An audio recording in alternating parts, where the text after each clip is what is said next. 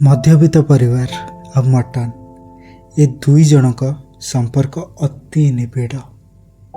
କେମିତି କହୁଛି ଚାଲନ୍ତୁ 10-15 ବର୍ଷ ତଳକୁ ଫେରିଯିବା।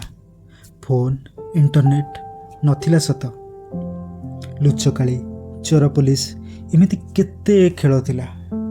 ସ୍କୁଲ ଟ୍ୟୁସନ୍ ପାଠପଢ଼ାରୁ ଗୋଟିଏ ଦିନ ଟିକେ ଫୁର୍ସତ ମିଳୁଥିଲା, ସେଇଟା ହେଉଛି ରବିବାର। ଆଉ ସେଇ ରବିବାରଟି ସେତେବେଳେ ବହୁତ ବଡ଼ ଲାଗୁଥିଲା। ଆଉ ସେ ରବିବାର ଖାଲି ଖେଳକୁଦ ପାଇଁ ନଥିଲା, ମଧ୍ୟବିତ୍ତ ପରିବାରରେ ଗୋଟେ ସ୍ପେଶିଆଲ ନନ୍-ଭେଜ୍ ଡିଶ୍ ବନିବାଟା ଥୟ ଥିଲା।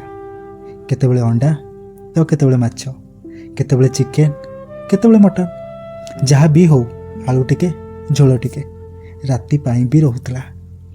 ବ୍ୟୟବହୁଳ ହେତୁ ସେତେବେଳେ ମଟନ୍ଟା ହେଇପାରୁନଥିଲା, କିନ୍ତୁ ସେତେବେଳେ ଚିକେନ୍ ଆଉ ମଟନ୍ ଭିତରେ ଫରକ ବି ଜଣାନଥିଲା।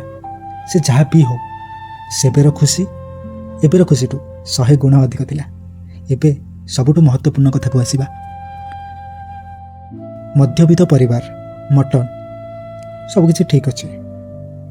ଏଠି ମୋର ଭୂମିକାଟି କ'ଣ ଥିଲା? ଆଜ୍ଞା, ଏଇ ଗୋଟିଏ ଭୂମିକା ମୁଁ ମୋ ଜୀବନରେ ବହୁତ ଭଲ ସେ ନିଭେଇଛି। ସେବେଠୁ ଏବେ ଯାଏ ଯେତେବେଳେ ଘରେ ଚିକେନ୍ କି ମଟନ୍ ହୁଏ, ଆଗ ଟିକେ କଷା ମୋତେ ଦିଆଯାଏ। ମୁଁ ତାକୁ ଚାଖେ ଆଉ କହେ ସିଝିଛି କି ନାହିଁ, ଲୁଣ ପଡ଼ିଛି କି ନାହିଁ। ଆଗରୁ ରୋଷେଇ ବୋଉ କରୁଥିଲା, କିନ୍ତୁ ଏବେ ସ୍ତ୍ରୀ କରୁଛି।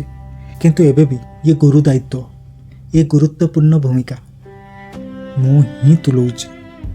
ମୁଁ ଆଉ କିଛି କରେ କି ନ କରେ, ମୁଁ ପ୍ରତିଶ୍ରୁତି ଦେଉଛି ଏ ଗୁରୁ ଦାୟିତ୍ୱ ମୁଁ ସାରା ଜୀବନ ସମ୍ପୂର୍ଣ୍ଣ ରୂପେ ତୁଲେଇବି।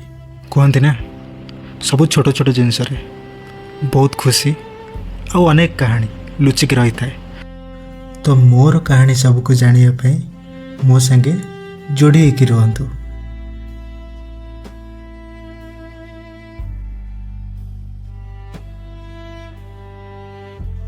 ଧନ୍ୟବାଦ।